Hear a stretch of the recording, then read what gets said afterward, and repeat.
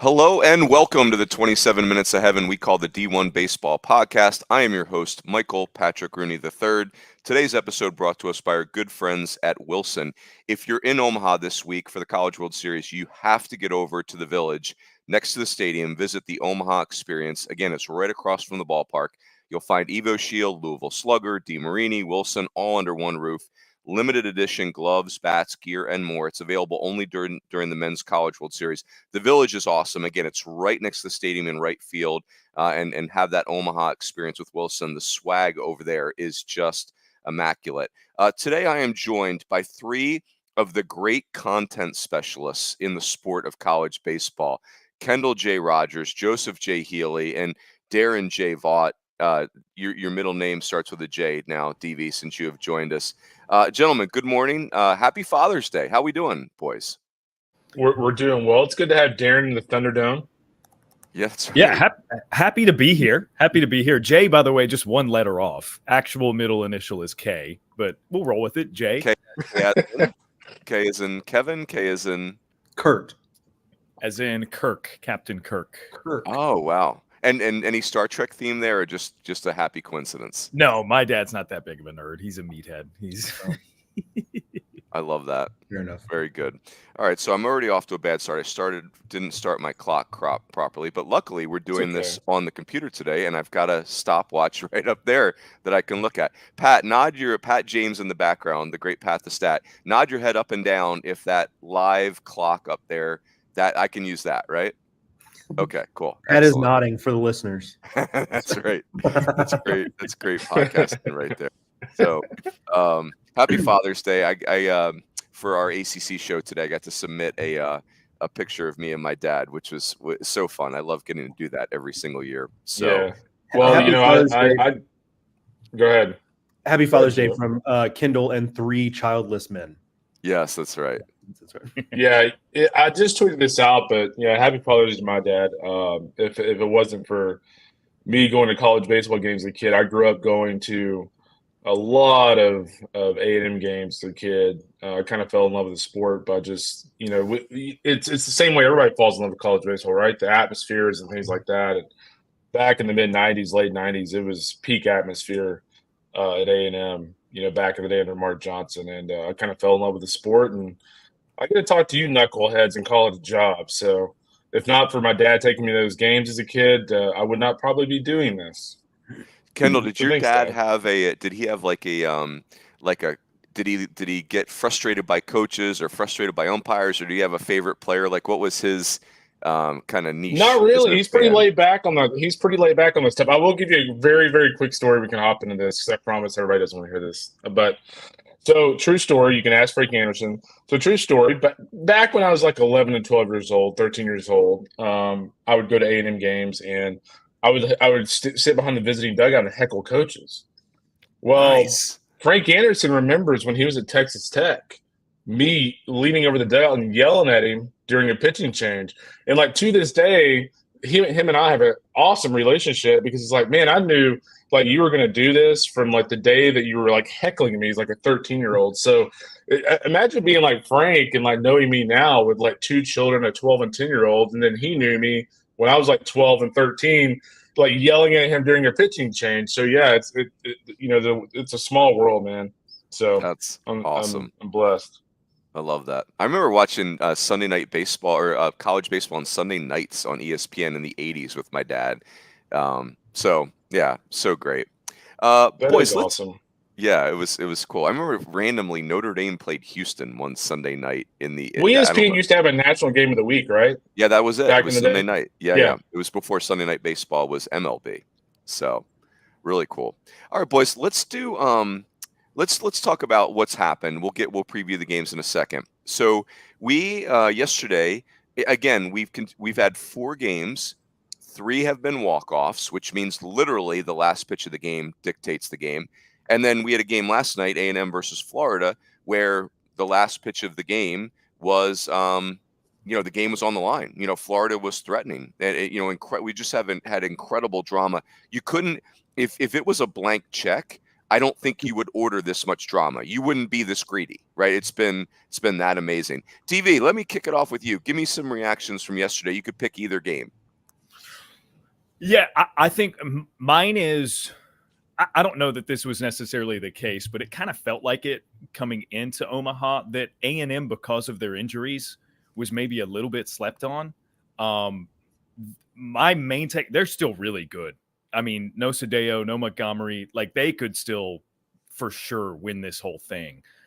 What is it? They in Kentucky now, who are going to play on Monday, are the only two undefeated teams in NCAA tournament play.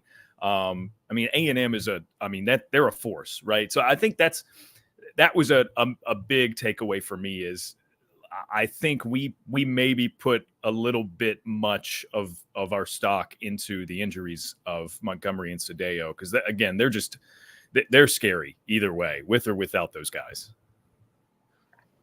Kendall, what say you?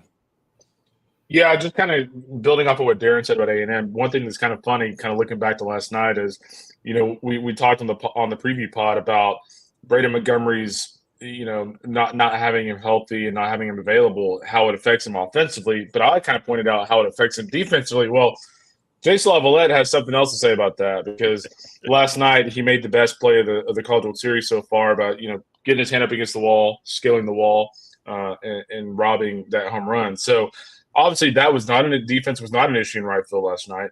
And so Lorenzo, you can kind of speak more to this as a former coach, but I kind of feel like sometimes when you have injuries like that, it makes other guys have a little bit more urgency to produce. If you're A&M and you had Braden Montgomery, Jace Lavalette, and Jackson Appel back to back, it's kind of like mindset wise, I feel like lower in the lineup, you're kind of like, okay, those guys are probably going to get a big hit. So maybe they're not relying so much on me.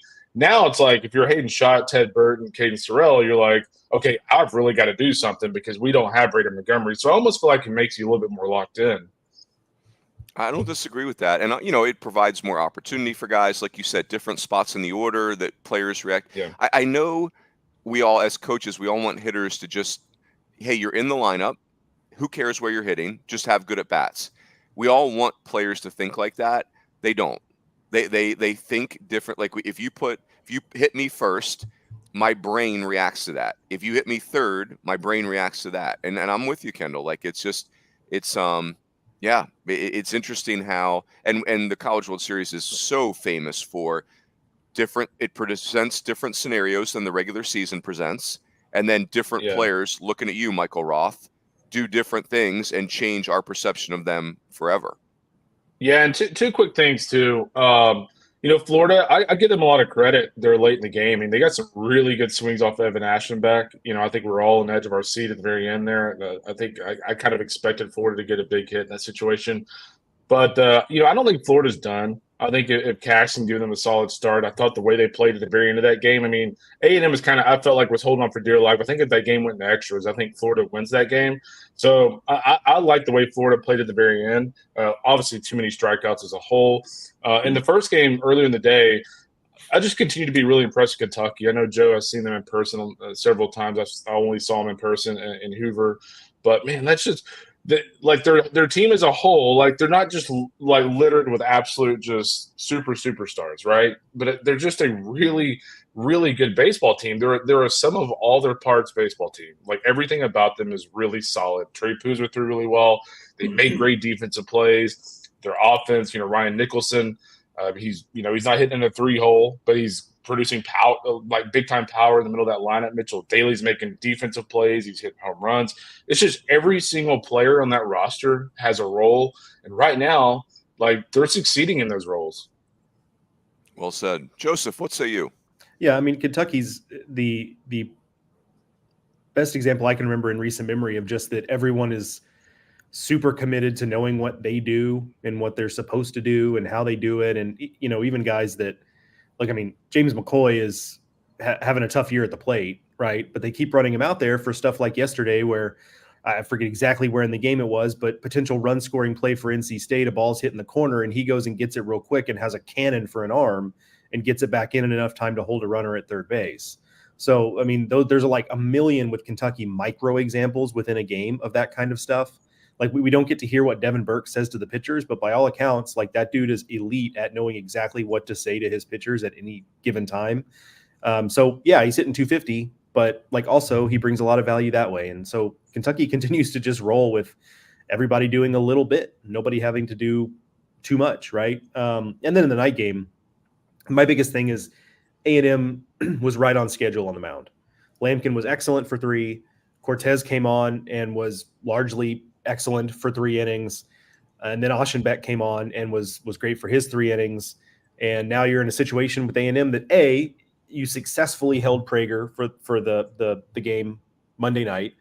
And furthermore, maybe Cortez is down for a game because he's a high effort guy through 65 pitches, but like Aschenbeck at 50 or whatever he threw is kind of nothing because he's just a guy who's, more of a pitcher than a thrower. And so A&M's in a really good spot, about as good as they could be pitching wise moving into this next game. Yep. Crazy. I want to give you guys a big picture thought. The and also a point, something you said about Kentucky, Joe, struck me was, man, you're not going to be that much better than the other teams when you're here. Even like a Tennessee that I perceive as maybe the most overwhelming roster here. You're not that much better than everybody else. You're just not. Everybody's too good. So you better really know who you are and feel really good about it. And that struck me with Kentucky yesterday. NC State's relievers, Duden in particular, he's a freshman. He doesn't hold runners well. And that became an issue with Kentucky. Like they're going to run on him. So I don't know. Kentucky, I was nervous that they were going to be overwhelmed by the experience. But what struck me is they're just so into who they are, and just that works. Here's the thing that the other thing that struck me, and I'm curious your guys' thoughts. And I'll start with you, DV. These, as a fan, I'm watching these games and I'm impacted by the pressure of these games. Like, I can't believe the stress of these situations, and yet the players are handling them beautifully. Like, I'm thinking about Jack Caglione's at bat last night in the 9th, where it's 0-2 and 2 outs, and they're 1 strike away from the game being over. And he is just cool as a cucumber and runs that great at bat and draws the walk. I'm thinking about, Garrett Pennington, where Poozer has him on his heels big time. And, I hate picking on pitch calls because no one's called more bad pitches in their career than me, and I barely ever did it. But, if they throw Pennington a changeup, he's out. They throw him a fastball, and he blasts that ball. And in my mind, I'm like, and not Pennington, it was Alec Makarevich, by the way. Sorry about that. So how does AMAC do that? Like, how do you keep your heartbeat low such that when they make a mistake like that, you literally change the game? So, DV, I'll start with you. That's just, you go wherever you want with that, but I've been blown away by the players' ability to perform under pressure. Yeah, and I would add that to my just general takeaways. Look, as a first-time Omaha spectator, a lot of the first couple of days have just been overwhelming joy of like, wow, this place is awesome. So you get the general stuff out of the way. And then on top of that, how great is it when the stars deliver in this way, right? And you mentioned Cags' at bat last night. I mean, that's an overlooked one because it's a walk. But, I mean, that's a huge plate appearance to draw after an 0-2 count. Then we talk about, I mean, obviously the walk-offs, but they're being delivered by the dudes who have done it all season long. And that's just it's not always how it happens, right? If you've been a fan of sports and baseball specifically long enough, you just know that that's not always how it goes. But these guys are delivering, and I don't have a good answer. I don't know how they do it. It's remarkable, right? But it's awesome that we get to experience it that way. Yep. Joe, what say you on this topic? Well, I mean, considering that one of the million reasons why I was not a Division I college baseball player is that in these situations I would crap my pants and then run back to the dugout, and never put on. That seems unfortunate, Joe. That's what now? That seems unfortunate. Yeah, no, that's a bad break. A bad break.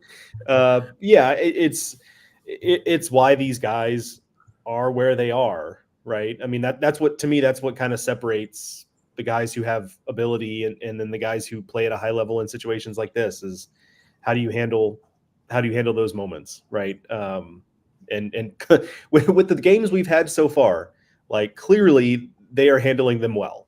I mean, like we've just had clutch hit after clutch hit, with relatively low scoring games, with the exception of that sloppy, Florida State Tennessee game. we've had great pitch after great pitch in tough spots. So just so happens that we remember the hits because they happened last in the game, at least in most of them. So, but we've also had a lot of great pitches and big moments to keep scores relatively low this week. Heck yeah. Go ahead, KR. No, I was going to say I might be kind of going a little deep with this, but programs in college baseball and frankly college athletics as a whole, if you look at like the last like 2 or 3 years, look at the investment these programs have made in like mental game and mental coaches. And I kind of wonder if that has something to do with it.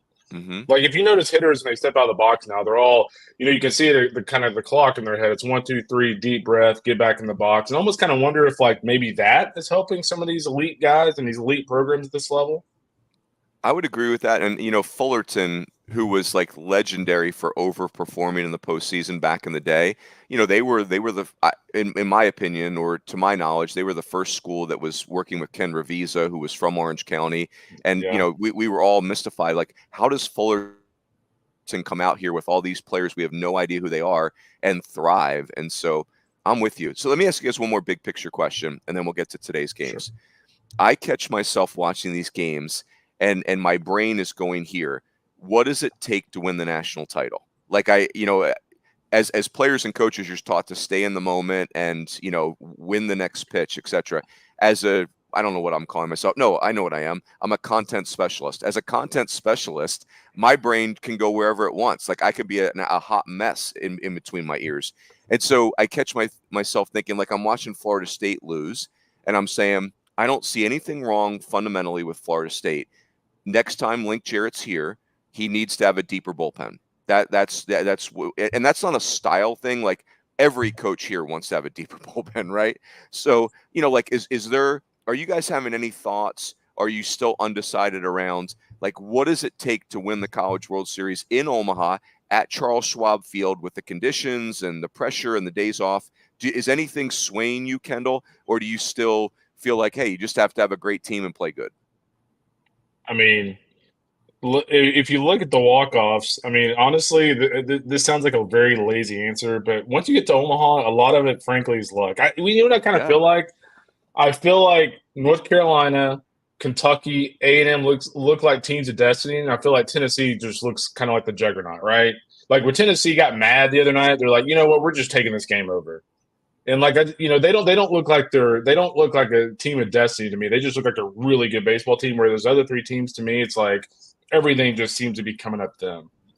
Yeah, Joseph. And the beauty of this situation is that they can't all be ultimately the teams of destiny, right? I mean, like there's going to be one, and so some team is going to be in a position where things have been going really well this postseason for them, and things feel magic, and then the magic's going to run out, and that's obviously heartbreaking for those teams, but like from a spectator standpoint, like that's the kind of drama that you're looking for. But to answer your bigger question, Runes, it's a witch's brew pot of a bunch of different. I don't know that there's any one way to get it done here. I just don't think so. I just think it's like, are you playing? Do you have the right pieces, and are you playing well? I mean, that's the simplest way to put it. But if you have one and not the other, it's probably not going to go well. I don't know. I guess I'm spinning my wheels because I just don't know if there's any one answer to this question. That's where I am. And just to clarify, Joe, before you go, DV, the real teams of destiny, those labels have already been spoken for. Pat James is the Killer Nuggets, who was, he was freshman of the year in our weekly picks. And we all know the fabulous Rune Dogs were the 2024 team of destiny. So weekly picks, regular season champs. DV, go ahead. What say you about this? This popped up in my head, Joe, when you were talking about the way Kentucky kind of wins within the margins, right? And that is a great quality to have in a team, but you watch these games over the past couple of days and you wonder if those teams who do it that way also leave themselves susceptible to lose in close games, in tight games, because you can't win them all. That's just baseball, right? So if you're playing on the margins, which is largely been the case here, it just comes down to, I think, knowing yourself as a team, collectively, individually. All your guys have to sort of know themselves and know their role and play within themselves. But like at the end of the day, it's like, do you do it in the exact moment that you need to do it while here in Omaha? right? I mean, that's what it's boiling down to. Yep. I would say the way I'd put a capper on it is stylistically, I agree with all of you guys. Like, there's not one thing. I'll tell you what is mandatory. You better have some real insides. Like, mental fortitude is not optional, because you're going to take some gut punches that are, you're going to get the breath knocked out of your chest on this journey, and you better be able to recover and figure it out. And what's amazing is all these teams have been able to do that. All right, before we preview the games throughout the CWS, throughout the summer, all year round, D1Baseball.com is your home for the most in-depth college baseball news, updates, scores, and ranking. Get game analysis, series previews, transfer portal updates, and so much more. Visit D1Baseball.com today. Hey, fall reports are just months away. What was the other thing, Kendall, that we forgot to mention in here? Game analysis, series previews, transfer portal updates, the advanced stats. Coaching scoop, exactly. And there should be another head coaching hire today, by the way. Ooh, so that'll love be that. Ooh, clock emoji. Very familiar. Clock emoji. I'll throw it out. Yes. Kendall, bracket 30 will get people 30% off. Correct. Yeah, or you can do a Kurt Reed 45 to get 450% over the regular price. Kurt Reed 45, and then just take cover. God knows what's going to happen. I feel like we're within driving distance of Kurt Reed. We need to go. Joe on the off day can go drive over to where is it? Carbondale. Yeah, I mean that's where he plays college ball. Whether or not Kurt Reed is still haunting Carbondale, I don't know. But haunting Carbondale. All right, boys. Oh, sorry, Joe, to cut you off. I will say that Christian Moore, big day for him today. If he wants to win the Kurt Reed Lifetime Achievement Award for 2024, got to hit for the cycle again. Yeah, let's go. Put it. Yeah, we're watching, Christian, or SEMO, if you will. All right, boys, let's do some turbo previews of the games today. So it's today's Sunday game. It's day 3. Losers bracket game will be UVA versus Florida State. By the way, if I screw this up, boys, just correct me, please. That will be Jay Woolfolk versus Carson Dorsey. DV, this is all ACC. So let's start with the ETC, if you will. Talk to us on this. Yeah, it's funny. I talked a lot before the first games were played here at the College World Series with the great Patty Whack James behind the scenes now about sort of X factors coming into this tournament. And I arrived at a conclusion where I think the number 2 starters, like you could say the number 2 starting pitcher for any team is the X factor because of the format, because of, I think, the way all of these teams have sort of played down the stretch. There's not a definite dynamic 1-2 punch like we maybe would have had if Cam Leiter had stayed healthy and was part of that mix for Florida State. Like all of these guys play such crucial roles. And the reemergence of Jay Woolfolk, I think, is massive for Virginia if they're going to play their way out of the losers bracket. Obviously, Florida State is going to depend a lot on Carson Dorsey. Dorsey has pitched well as of late. Woolfolk has pitched otherworldly as of late. 2 really good lineups. I mean, this is another one that could go any way and even come down to the final pitch. Like I just think it's going to be a really good game. Who are you picking, DV? I think it's Virginia. Jay Woolfolk's it's a great story. I just think it has to extend with them. And if you saw the post-game pressers with both of these teams, there was dejection with both, with the ways that they lost in their first games. Brian O'Connor it was tunnel vision. He was laser focused and maybe even, and I think Runes, we talked about it in the press box yesterday, maybe even like a bit harder on his team than we thought he should have been. It's not like they were very sloppy. I just think they're going to come in laser focused today. Yeah. I believe his quote was "play better," which I love that. Joseph, with intense eyes at the questioner too, right? I mean, right. It was a moment. A little perturbed. What say you, Joseph? Obviously, Brian O'Connor doesn't have to prove anything to anyone, least of all us, right? But I'd like to see Virginia put its foot in the ground a little bit here in Omaha. Like the last couple trips have just been pretty quick for Virginia, and played below their talent, I felt like. So I'm kind of curious to see if they can do that. I mean, that being said, I'm going with FLORIDASTATE, Florida State, Florida State, Florida State. just kind of like the as good as Jay Woolfolk has been, I wonder if with a lineup as good as Florida State, not I haven't seen good lineups recently, but with a lineup as good as Florida State's, I wonder if maybe there's a little bit of a coming to earth moment here. So I like the Seminoles. I also think maybe that the loss to Tennessee it's not a good thing, but like is a motivating factor for them. Like, look, we had the number one team in the country on the ropes and couldn't finish it. Let's make sure we don't make the same mistake twice. Love it. Kendall, go ahead. And we're at the 2-minute warning, just for FYI. Yeah, sure. I will go with Florida State. I think Carson Dorsey's really good. Obviously, he needs to get us some length. We saw what happened the other night whenever Whitaker kind of ran out of gas a little bit. But, Florida State, if not for a couple of miscues, mainly one on the base pass, they beat Tennessee. So I like Florida State. Love it.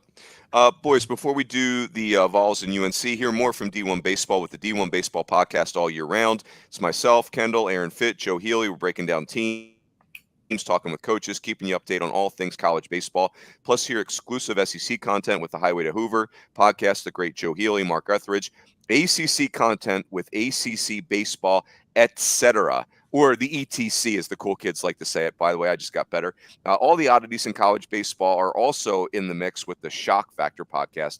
Don't download the D1 Baseball podcast, part of the SiriusXM podcast network, right now on the SiriusXM app or wherever you get your podcasts. Make sure you subscribe so you never miss a minute. All right, so tonight it's the Tennessee Vols with Drew Beam on the mound, UNC with Shea Sprague. Kendall, why don't you kick us off there? What say you? Yeah, man, I had Tennessee winning this bracket, and I can't go against Christian Moore and company. With that said, Drew Beam's going to have to pitch really well for them. North Carolina's on a heater right now across the board. Beam, I want to say Pat, he might even have it in the notes. I could pull up the notes, but I think he told me last night that Drew Beam over the last 4 or 5 starts has an ERA well over 7. He's going to have to be much better tonight against a dialed-in North Carolina club. But I like Tennessee. I just think I think their offense can overwhelm you, and I think that's going to happen tonight. I don't think they're going to blow them out, but I think they're going to have enough offensively to get the job done. Joe and DV, I didn't leave you any time, so give us a pick real quick. Tennessee. DV? I've got North Carolina, but Tennessee is going to come back from the loser's bracket and win out of this. There you go. Like that is a political man right there. Yeah, it's giving Wake Forest LSU vibes to me. So we went a little over today, but everyone enjoyed day 3 of the College World Series. Well done, gentlemen. That's it. We'll catch you next time on the D1 Baseball Podcast.